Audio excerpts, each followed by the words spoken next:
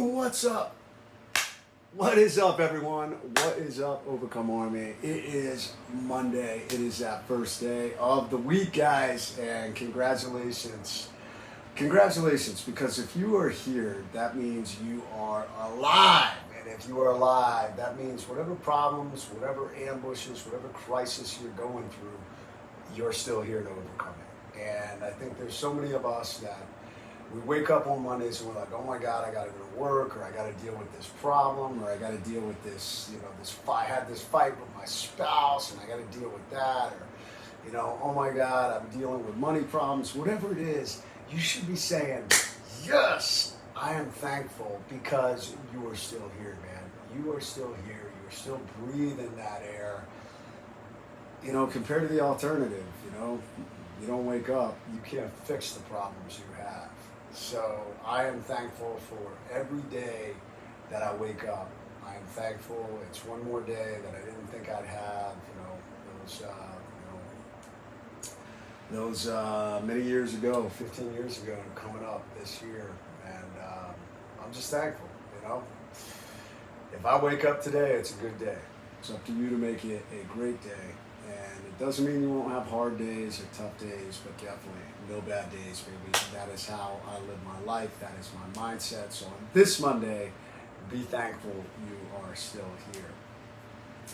Speaking of problems, that is what this Monday Muster is about. I want to talk about problems. I want to talk about how we approach problems, and I'm gonna tackle it from a SEAL approach, from also a skydiver approach. So I like skydiving. I'm not a sky god. We had that phrase for individuals who lived in the air. They were individuals who had thousands and thousands of jumps, and they were the guys or gals who could do anything in the air. They just, they could fly like a bird, and they were great, when they deployed their parachute, they were great at flying their canopy and landing and doing all these things. So we called those individuals sky gods. I was not a sky god. I would have liked to have been. I did like skydiving, and I do skydive every now and then. I'm actually going to jump this weekend. I haven't jumped in a couple of years after I got sick, but I am going to recall this weekend. Looking forward to it in Oklahoma. One of the guys there is a jump instructor. He was a military jump instructor, so he invited me to come jump with him. So I went and got my rig, repacked and recertified, and then when you skydive civilian or even in the military, if there's a long period that goes, you have to recertify. You have to jump with a licensed instructor who evaluates you, and you go through different points of performance and show you have the ability to jump again and be safe, and you go through all your emergency procedures and stuff like that. So anyways, in the military, when you learn to skydive, you start off, you actually start off, one of the first things you learn is how to land, which is pretty damn critical. Obviously, you jump out of an airplane, and let's even clarify a couple of things. There's two forms of parachuting. There is what's called static line parachuting, meaning that you have a cord or a rope, if you will, a line that's attached to your parachute and clips to the inside of the plane. And when you jump out, that line pulls, it's about 20, 30 feet, and it pulls your parachute out of the pack on your back and immediately deploys. So you jump out of the plane and your parachute immediately deploys. So it's called a static line parachute jump. And when you first learn to skydive, not always, but for some programs they let you static line jump. You'll do like 2 or 3 static line jumps. And the reason being, then your parachute deploys and you have practice learning to land, because landing is a pretty critical thing. I mean, having your parachute open and flying through the air is all important, but if you don't understand how to land, there's a lot of people who injure themselves on landing. And there's going to be some analogies here. We're going to come back to life in a few minutes. And then after you learn how to do that, that's when you start to learn how to fly through the air. Believe it or not, a lot of people who have never jumped out of an airplane I don't think they realize it's actually pretty darn difficult. When you go out of a plane, you're moving about 120 miles an hour, give or take. And that translates, it's going to be forward momentum as the plane is flying through the air. And when you go out, your forward momentum, moving at about 120 miles an hour, then starts to move down. And that translates into terminal velocity, which is about 120 miles an hour. So a lot of people think, oh my God, I'm gonna have this falling feeling when I go out the back of a plane, but it really doesn't happen. You don't feel it. The only time you may feel that is if you're doing like a helicopter jump or a base jump off like a bridge, or a, let's see, helicopter jump, base jump, there's another, balloon jump. So if you're kind of stationary, now you're going to accelerate as you fall. So you will get that falling feeling then. But a lot of people think, well, when I jump out of an airplane, I'll have this falling feeling, but it really doesn't happen. Your forward speed turns into downward speed, and you never get that feeling. But anyways, I digress. When you're learning, they start you off by teaching you how to fall through the sky. And you do it what's called slick, meaning there's no gear. I mean, in the military, we're not skydiving for fun, we're skydiving for purpose. Military free fall operations, MFF. And it usually involves several different things. It involves our ability to insert troops to conduct a mission. And when we conduct missions, we need gear.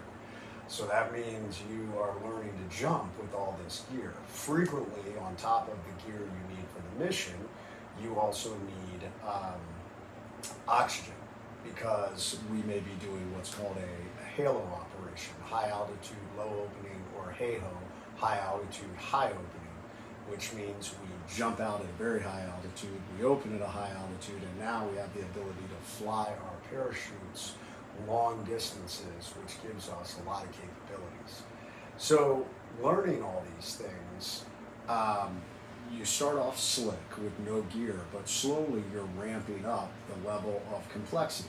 So you start off learning how to jump with maybe a little bit of gear, and then pretty soon that's getting added on to where you learn how to jump with a little bit of gear, and you learn how to jump with the oxygen systems, with a mask and an oxygen tank, and then maybe you're learning to jump just with your H gear, as we call it, or your load bearing equipment, as we call it, your magazines, radios, things like that. And then we're adding a weapon, and then we're adding a rucksack. So you're adding a backpack that gets strapped either maybe down low between your knees, or sometimes it gets strapped on your waist. But you're learning how to fly these things through the air. And when you're flying at 120 miles an hour, the wind is blowing, hold your hand out of a car window, as you're driving down the road at, 60, 70 miles an hour, and there's a lot of pressure against your hand. Well, in the sky, the same thing. All this wind is blowing on you, and every little movement, if my hands are like this, I'm offset, and the way the wind is blowing off this hand and off this hand will actually cause your body to turn and spin. So if you are not even, and you are not creating an aerodynamic profile with both your body and all the equipment you have on, it can cause you to spin out of control. And if you're spinning out of control, your parachute cannot open safely for it to, you could actually be spinning, where now if your parachute tries to open, it could tangle or catch or wrap around you, which obviously is not a good thing. So these are all the things that lead up to safe free fall, safe free fall or skydiving operations. So like I said, in the military, we slowly ramp these things up over time as you're training and learning, and we add levels of complexity from daytime to nighttime operations. Obviously, landing in the water brings its own additional level of complexities.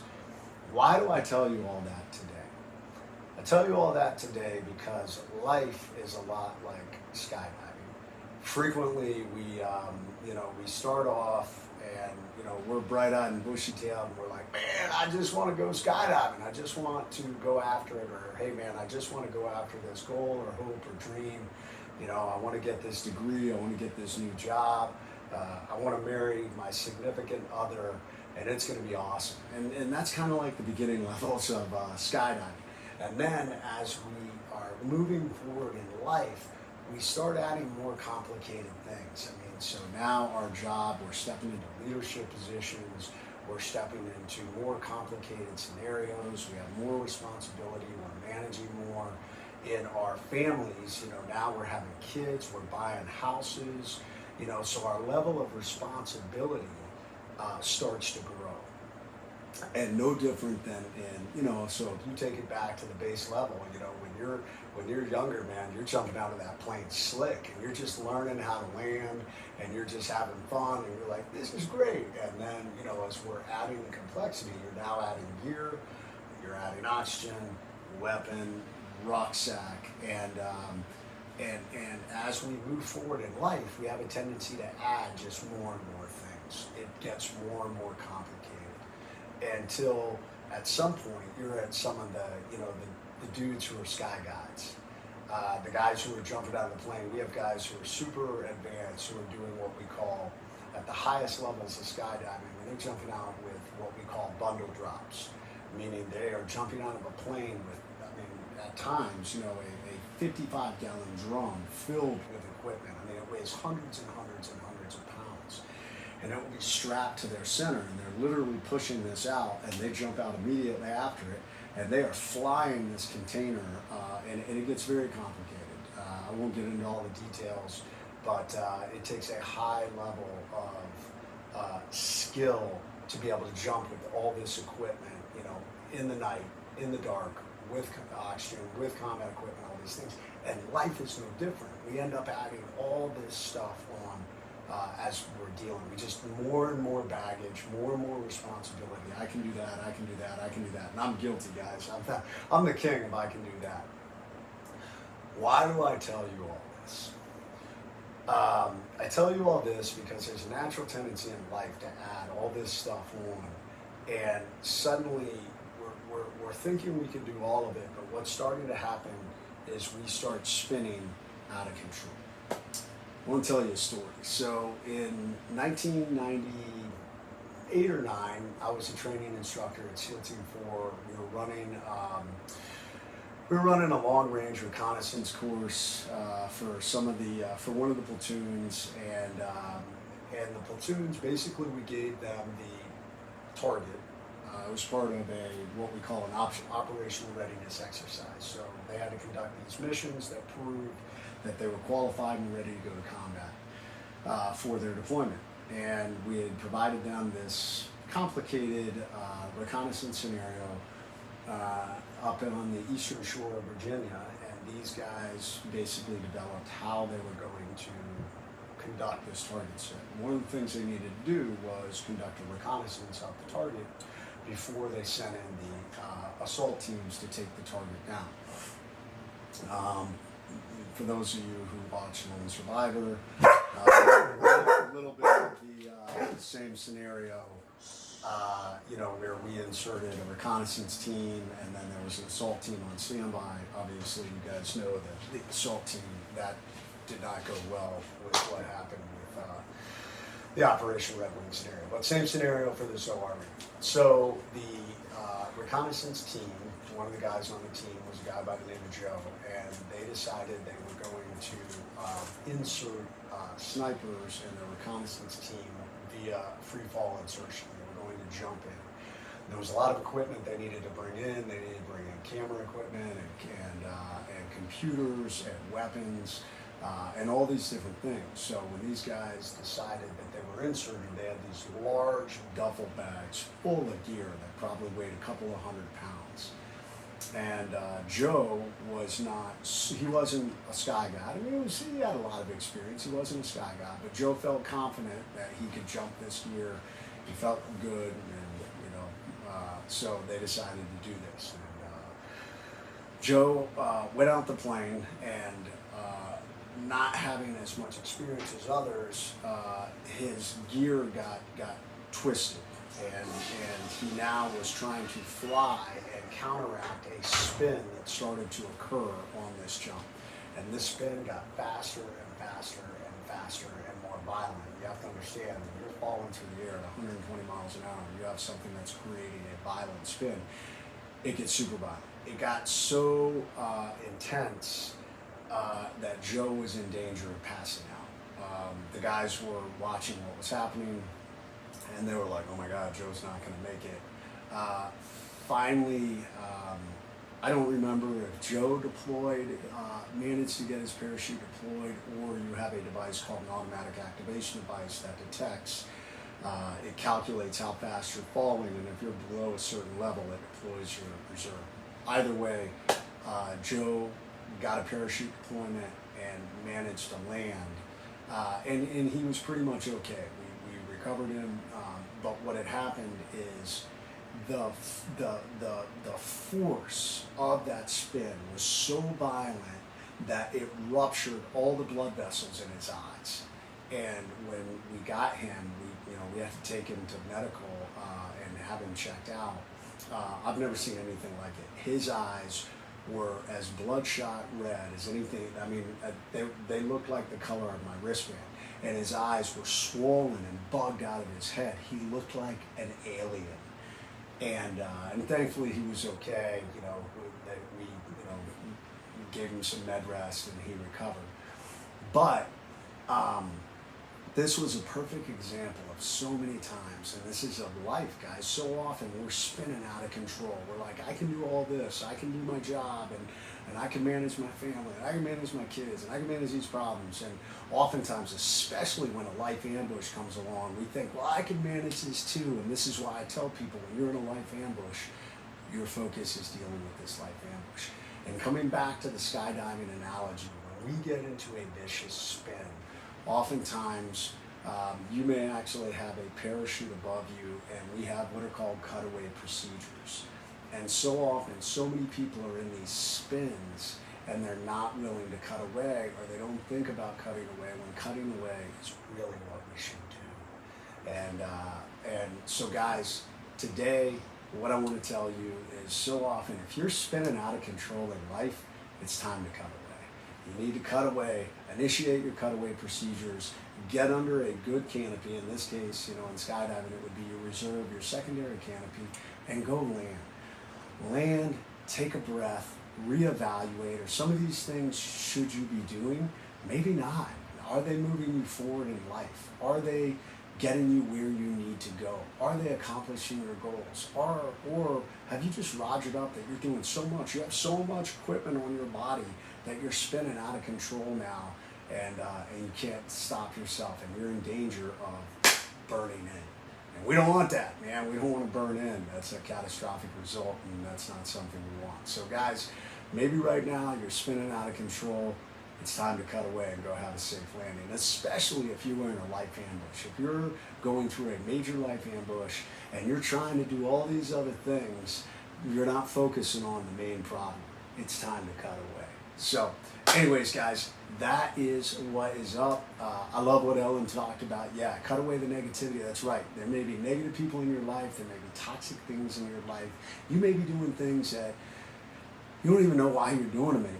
You've just been doing it forever. Well, I can't stand the phrase, well, we've always done it this way. No, it doesn't mean it's right, And it may have been right years prior, but it doesn't mean it's right now. That's why it's so critical that we evaluate where we are, and that's why it's so critical that maybe when you cut away, it alleviates all that stress and pressure and so much focus on, the spin and all that equipment you're carrying or baggage you're carrying in life, and allows us to see, well, maybe I don't need to be doing that anymore. Maybe I can cut this out. I don't need that, and so we can get back on track and focus on the things that are most important. So, guys, that is Monday Muster for today. If you are spinning out of control, maybe it's time to cut away.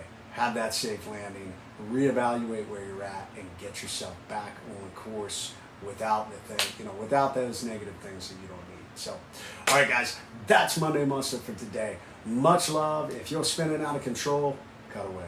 That's right. Let's see, what do we got coming up? I got the Roger Up event. Go to rogerupevent.com if you were interested in seeing me in person or some of the other amazing coaches that are going to be there.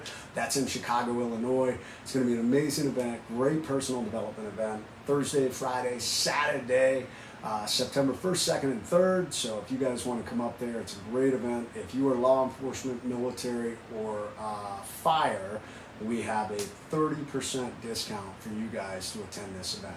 And then September 16th through 18th, we've got the Overcome and Survive Defense Workshop coming in Moyock, North Carolina. And if you are an individual who wants to take care of your family, wants to have a mindset of readiness, a mindset of survival, if you want to be more proficient with a firearm, this is an amazing opportunity for you. Go to overcomeandsurvive.com. If you are already proficient with a weapon, or if you think you want to be John Wick, don't sign up for my course. It's not for you. Go find someone else who will teach you at those highest levels. I'm not looking to train John Wick. I'm looking to train the average everyday American to be safe, proficient, and have a mindset of readiness and survival. So, all right, guys, much love. That's Monday Mustard for today. Get out there and crush it. Cut away if you need to.